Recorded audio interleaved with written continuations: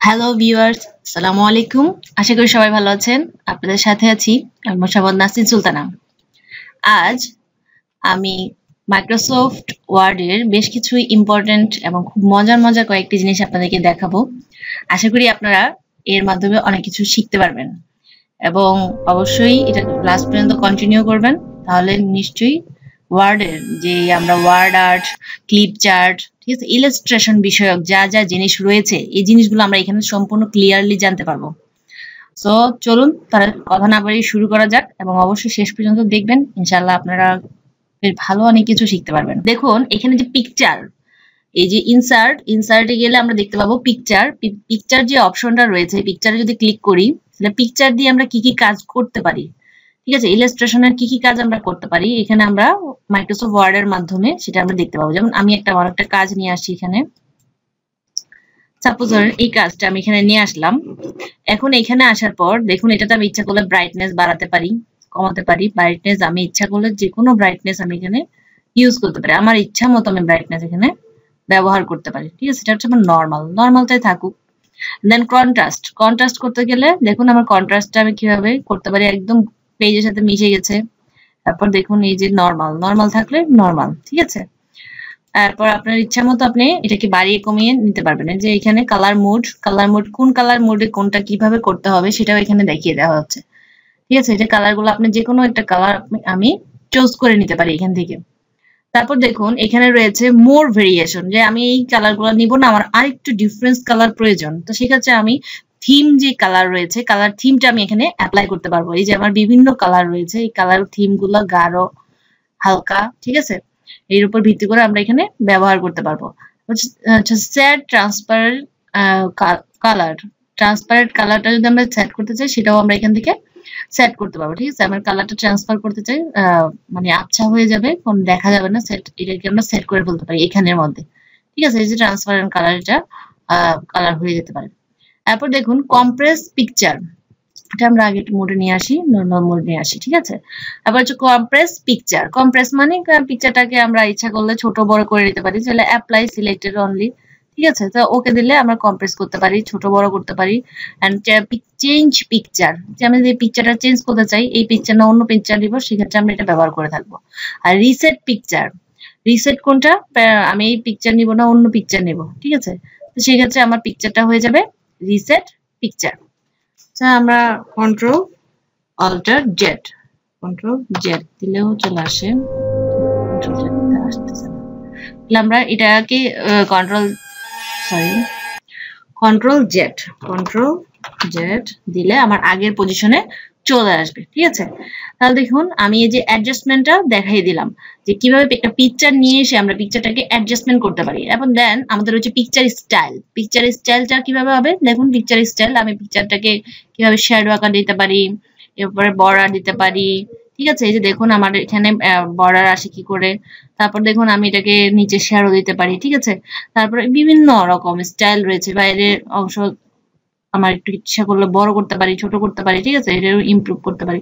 তো অনেক রকম ভাবে আমরা এগুলাকে মডিফাই করতে পারি।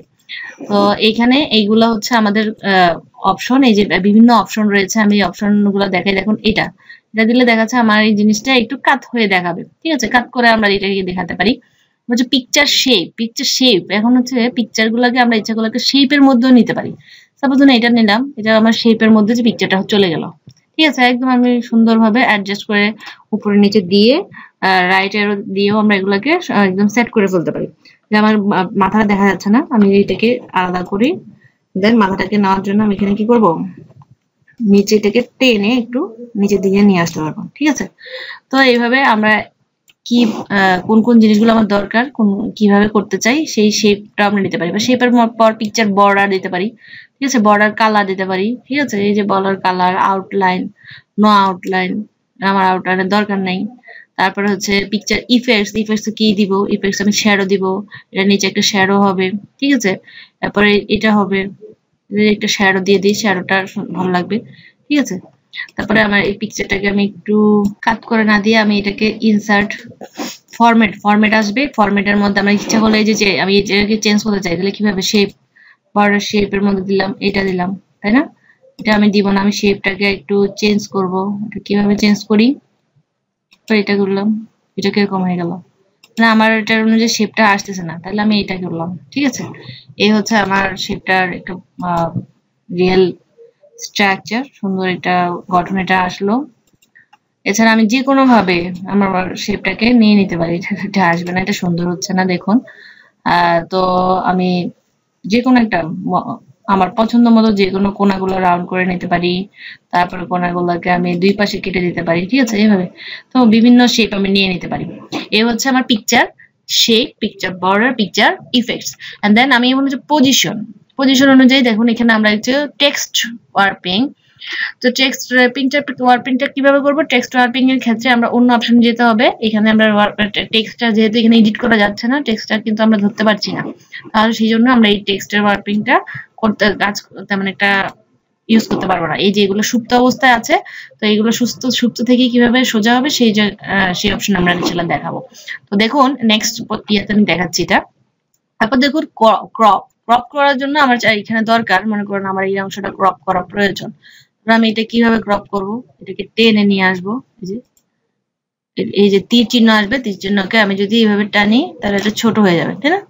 ক্রপ করার জন্য আমাকে এই ক্রপ অপশনটা এবং এটার মধ্যে আমি কতটুকু ক্রপ করতে চাই, হ্যাঁ, তারপর আমি যে বেশি বড় ছোট সবগুলো আমি করে দিতে পারি। এই যে আবার আগের পজিশনে আবার নিয়ে আসছি, তাহলে হাইট এবং ওয়াইড দুইটাই আমরা কি করতে পারি এখানে বাড়িয়ে কমিয়ে আবার পুরো সাইজটাকে আমার ইচ্ছা মতো ক্রপের সাইজে নিয়ে নিতে পারি। তারপর হচ্ছে এই হলো আমাদের কিভাবে পিকচার নিয়ে কাজ করব সেটা দেখালাম। এরপর নেক্সট আসুন ইনসার্টে চলে যাই আমরা আবার। ইনসার্ট হচ্ছে ক্লিপ আর্ট। ক্লিপ আর্টে দেখা যাচ্ছে, দেখো ক্লিপ আর্টের মধ্যে আমরা বিভিন্ন প্রকার ছবি, হ্যাঁ, বিভিন্ন মিডিয়া ইচ্ছা করলে এখানে আমার ওই অনলাইন ওয়েবসাইট থেকে নিয়ে এসে সেই ছবিগুলোকে বিভিন্নভাবে আমরা সাইজ করতে পারি। শেপের মধ্যে কি আসবে? শেপের মধ্যে সাপোজ আমি একটা পতাকা আঁকি, সাপোজ আমি একটা পতাকা আঁকবো, এই যে পতাকার উপর ডিজাইন, কন্ট্রোল অল্ট চাপলাম, কন্ট্রোল অল্ট চেপে একটু সুন্দরভাবে এই যে আমার এই শেপটা নিয়ে নিলাম। এবার হচ্ছে শেপের কাজটা কিভাবে করব এটা আমরা একটু খেয়াল করব, ভালোভাবে দেখুন। যারা আমার কথাগুলো বুঝতে পারছেন না, প্রয়োজন টেনে টেনে আমার ভিডিওটা একটু দেখতে চেষ্টা করবেন, তাহলে ইনশাল্লাহ এটা আপনারা ক্লিয়ার হয়ে যাবেন। তো এই যে শেপটা আমি ইচ্ছা করলে যে কোনো কালার নিতে পারি, তাই না? আমার দরকার সবুজ, নীল, পতাকা কোন কালার? টিয়া কালার তো নয়, সবুজ কালার। তাহলে আমি কিভাবে করবো? এটার তো বর্ডার এই সেই বিভিন্ন ইচ্ছা করলে এই যে দেখুন আমার কালার গ্রেডিয়েন্ট টাইপেরও নিতে পারি। ঠিক আছে, তারপরে ধরুন আমার তো এটা দরকার নেই, আমি শেপ কালার নেবো তাহলে আমি এটা সবুজ, এই যে সবুজ কালার চলে আসছে আমার এখানে কোনো শ্যাডো দরকার নেই, তাহলে আমি এখানে নর্মাল দিব, একদম নর্মাল, দেন আমার শ্যাডো থাকবে। ঠিক আছে, এই যে সবুজ কালার চলে আসলো। এন্ড দেন আমার সবুজ কালারের পর এই জায়গাটা সিলেক্ট করলে আবার চলে আসবে এই যে শেপের আউটলাইনটাও সবুজ দিয়ে দেবে। এই যে শেপের আউটলাইনটা এখন সবুজ হয়ে যায়। তখন কিন্তু এটার কালারটা কেমন ছিল? এই যে নিচের অংশটা কিন্তু একটু সবুজ দেখা যাচ্ছিল না, একটু অন্যরকম কালার দেখা যাচ্ছে, তাই না? যে এই যে দেখা যাচ্ছে এখন হচ্ছে চেঞ্জ শেপ। এখন আমি শেপটা আবার এটা না ভালো লাগছে না, মনে করেন আমি এইটা করবো, এই যে শেপ চেঞ্জ হয়ে গেছে, না আমি এটাকে নিব না আগেরটাই নিব, তাহলে আমি আগেরটা সিলেক্ট করলে এটা হয়ে যাচ্ছে। ঠিক আছে, তাহলে সেম ভাবে আমরা হচ্ছে শ্যাডো ইফেক্টস এর শ্যাডোটা কিভাবে দিতে পারি? এদিকে দিলে শ্যাডো নিচের দিকে আসলো, এদিকে দিলে সামনে আসলো, এদিকে দিলে ডানে বাঁয়ে। ঠিক আছে, আমার যেভাবে দরকার শ্যাডো সেভাবে আমরা শ্যাডো অ্যাড করতে পারি। আচ্ছা, শ্যাডোর কালারও ইউজ করতে পারি। শ্যাডো কালার গুলাও ইচ্ছা করলে আমি শ্যাডো কি রঙের শ্যাডো ব্যবহার করবো সেই শ্যাডো কালারটাও আমি এখানে দিয়ে দিতে পারি। এই যে আমার এখানে যে কালারটা আছে সেটার পরিবর্তে আমি যে কোনো কালার ইউজ করতে পারি। এই হচ্ছে আমার শ্যাডো ইফেক্টস। এন্ড দেন দেখেন এখানে রয়েছে শ্যাডো ইফেক্টস এর মধ্যে আবার শ্যাডো অন অফ আছে, কিভাবে বাড়বে কমবে, এই যে শ্যাডো কোন দিকে যাবে। ঠিক আছে, আমরা এটা আইডেন্টিফাই করে দিতে পারবো যে এটা কি ডানে যাবে নাকি বামে যাবে নাকি উপরে যাবে শ্যাডোটা নাকি নিচের দিকে শ্যাডোটা আসবে। ঠিক আছে, এই শ্যাডোটা আবার এখানে কাউন্ট করে দিতে পারবো। তারপর হচ্ছে 3D ইফেক্টস। আমার দরকার এখন 3D ইফেক্টস, এটাকে আমি এখন 3D বানিয়ে ফেলতে পারবো। দেখছেন আমি এটা 3D ইফেক্টস করে ফেলতে পারি, এটাকে চার কোনো বক্স বানাতে পারি, এইভাবে বক্স বানাতে পারি, বিভিন্ন স্টাইলে আমি এটাকে এইরকম 3D দিতে পারি, এরকম 3D দিতে পারি, এরকম 3D দিতে পারি, বিভিন্ন প্রকারে আমি এটাকে সাজাতে পারি। এবার আমি এটা দিলাম। তারপর আমার দরকার হচ্ছে একটা বৃত্ত, আমি এখন আরেকটা নিব শেপ, এটা শেষ আমার। আমি ইনসার্টে যাব, আরেকটা শেপ নিব। আমি একটা শেপ কি নিব? সার্কেল কোথায় আছে? এই যে সার্কেল, সার্কেলটা আমি কন্ট্রোল অল্টার চেপে গোল করে ছোট করে নিব। হ্যাঁ, তো এইটাকে নেওয়ার পর আমি আবার এটাকেও 3D দিব। এটা 3D যদি দেই, এটা কোন দিকে 3D হচ্ছে, এই 3D। তাহলে এবং এটার কালারটা আমি চেঞ্জ করব। এটার কালার কিভাবে হবে, এই লাল কালার, একদম টকটকা লাল। দেখুন এখন আমি এটাকে এখানে বসিয়ে দেব। এটা 3D দিলে তো মিশতেছে না, না 3Dটা এটার সাথে মিশে না। আমি জাস্ট দেখাচ্ছি আপনাদের যে 3Dটা দিলে কেমন লাগবে। তো এটা আমি 3D না দিয়ে নর্মাল ইফেক্ট দিই, এটা নর্মাল থাকুক, আমার বৃত্তটা হবে 3D। ওকে, তাহলে এই হচ্ছে আমার পতাকা। এরপর আমি দেবো পতাকার মধ্যে কি করতে হবে, আর পতাকার মধ্যে রয়েছে আমার একটি খুঁটি। খুঁটিটা আমি কিভাবে নিতে পারি, খুঁটিটা আমি কিভাবে নেই দেখুন। আমি যেটা খুঁটি নিব, এইভাবে একটা ছোট অংশ নিলাম। এই অংশটাকে আমি দিলাম ব্রাউন কালার, এটা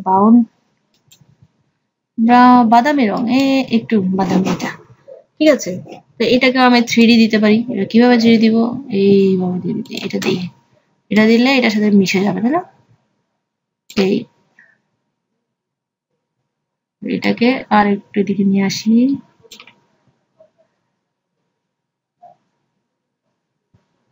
দেখুন আমরা ইচ্ছে করলে এটাকে বাড়াতে কমাতেও পারবো, এটাকে বাড়াতে কমাতে পারছি। এটা হচ্ছে আমার 3D পতাকার 3D খুঁটি। তাহলে এই হলো আমরা কিভাবে এই জিনিসটা একদম পারফেক্টফুলি করতে পারি। তাহলে আমরা এটা কয়েকবার প্র্যাকটিস করলে ইনশাল্লাহ পেরে যাব। তাহলে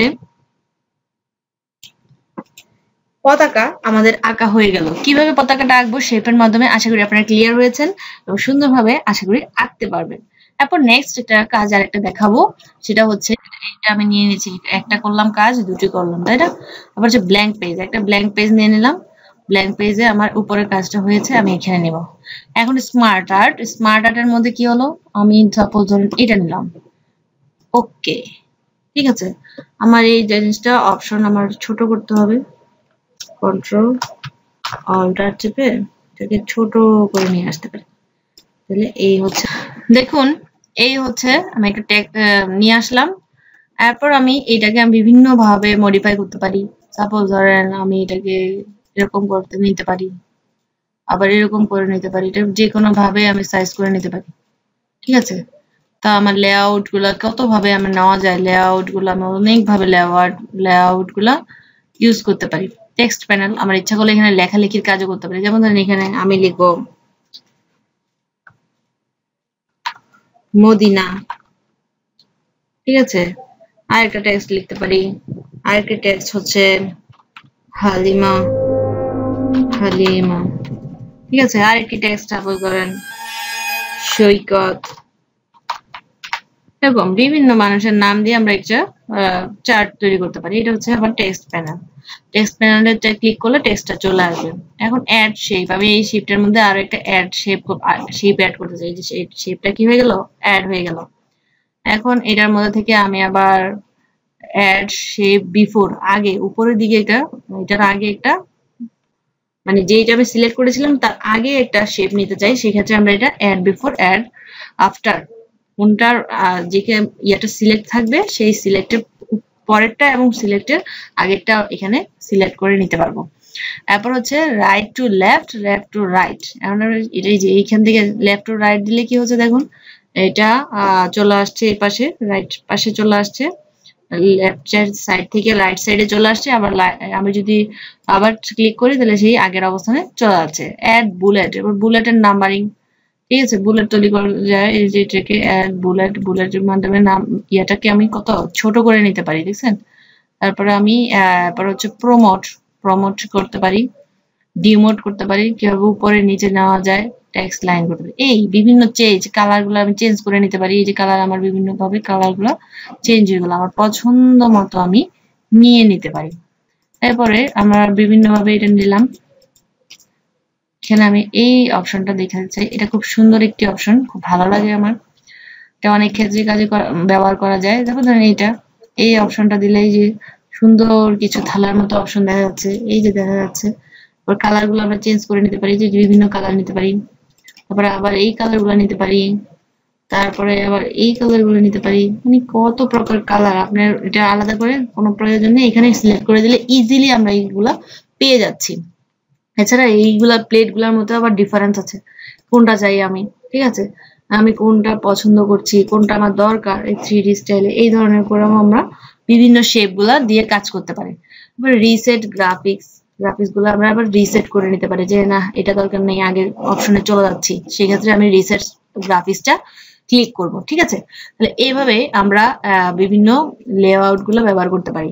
এটা হচ্ছে স্মার্ট আর্টের কাজ। স্মার্টলি আমরা আর্ট করতে পারি কিভাবে, কিভাবে আমরা সুন্দরভাবে টেক্সট গুলো দিয়ে করতে পারি, সেটা এখানে দেখানো হয়েছে। এছাড়া আমরা এখানে তীর চিহ্ন রয়েছে, দেখুন এখানে ক্লিক করলে এই যে আমি লিখেছিলাম মদিনা হালিমা টেক্সট, এগুলো প্রত্যেকটার জন্য আলাদা আলাদা টেক্সট বক্স রয়েছে। আমরা ইচ্ছা করলে যে কোনোটার জন্য আলাদা আলাদা ভাবে টেক্সট ব্যবহার করতে পারবো। তারপর দেখুন এইখানে এই যে প্রত্যেকটার জন্য আলাদা আলাদা ক্লিক, এই যে আলাদা ক্লিক করলাম, সৈকতে আলাদা ক্লিক করলাম, এরপরে এটাতে ক্লিক করলাম, প্রত্যেকটার জন্য আলাদা আলাদা ভাবে অনেকগুলো আমার প্লেট চলে আসছে এবং এই প্লেট গুলো আমি ব্যবহার করতে পারবো এবং টেক্সট লিখতে পারবো। ইচ্ছা করলে আমি একাধিক টেক্সটও লিখতে পারবো। এই যে হচ্ছে ট্র্যাপজয়েড লিস্ট, যে আমার একটা লিস্ট দরকার, আরেকটা দরকার, সেক্ষেত্রে আমরা এটা ব্যবহার করতে পারবো। এরপর দেখুন চার্ট, চার্টের ক্ষেত্রে কি হবে, এরপর আমরা চার্ট নিতে পারি, কিভাবে চার্ট গুলা নেওয়া যায়। এই হচ্ছে চার্ট। চার্টের ক্ষেত্রে আমরা কত প্রকার চার্ট রয়েছে, গোলাকার, বৃত্তাকার, কত প্রকার। এই যে চার্ট, চার্টের কোনো অভাব নেই, অনেক প্রকার চার্ট এখানে দেয়া আছে। এগুলোকে আমরা বিভিন্ন ভাবে মডিফাই করতে পারবো, টেমপ্লেট আকারে, কলাম আকারে, লাইন আকারে, তারপরে পি আকারে, ঠিক আছে, পাই আকার, যে পাই চার্ট বলা হয়, ঠিক আছে, বার, বার আকারে, তারপর এরিয়া আকার, তারপরে হচ্ছে স্ক্যাটার, স্টক, সারফেস, ডাউট হাট, বব, ঠিক আছে, আর হচ্ছে রেডার। ওকে, তাহলে এই যে সেট এজ ডিফল্ট চার্ট, আমরা যদি কোনো একটা চার্ট আগে নিজে থেকে আঁকি, সেটাকে আমরা সেট করে নিতে পারবো এখানে, ঠিক আছে, যে set as a default chart. তারপর দেখুন আমি যে কোনো একটা কলাম নিয়ে নিই, তারপর কলামের ক্ষেত্রে আমি একটা সুন্দর দিকে কলাম নিয়ে এখানটা নিলাম। ওকে, কলাম নিয়ে নিলাম। এখন দেখুন কলামের জন্য অটোমেটিক আমার চার্ট চলে আসছে, আমার চার্ট দরকার নেই, কলামের চার্ট চলে আসলো। কলামের চার্ট আসলে আমি এটাকে কি করব, এটাকে আমি ইচ্ছা করলে বাড়াতে কমাতে পারি, বাড়াতে কমাতে পারি, তারপর আমি এটাকে উপরে নিচে নিতে পারি, ঠিক আছে। তো আমি এইটার ক্ষেত্রে দেখাই যে পার্ট, দেখুন এই যে আমি বিভিন্ন কালার চুজ করতে পারি, ঠিক আছে, চেঞ্জ এরিয়া চার্ট, চার্টের এরিয়াটাও চেঞ্জ করতে পারি পরবর্তীতে, সেভ এজ টেমপ্লেট, তারপর হচ্ছে সিলেক্ট ডাটা, এডিট ডাটা, ডাটাগুলোকে আমি যে ডাটা দেওয়া আছে এখানে 30, 60, 80% এগুলোকে আমরা এখানে এডিট অপশনে গিয়ে এডিট করে নিতে পারি। যে এডিট অপশনে গেলে এখানে মানগুলো আমরা নিজে নিজে লিখলে এটা অটোমেটিক চার্টটা হয়ে যাবে। তারপর হচ্ছে আমার চার্ট লেআউট, চার্ট লেআউটটা কিরকম হবে, এই যে চার্টের এটা এটা দিয়েছি এভাবে হবে নাকি এরকম হবে নাকি এরকম হবে, একটা এক এক ডিজাইন, ঠিক আছে, আমরা অনেকভাবে এটাকে ডিজাইন করে নিতে পারি, যে একটা চার্টটাকে আমরা অনেকভাবে ডিজাইন করে নিতে পারি এবং এটাকে অনেকভাবে মডিফাই করতে পারি।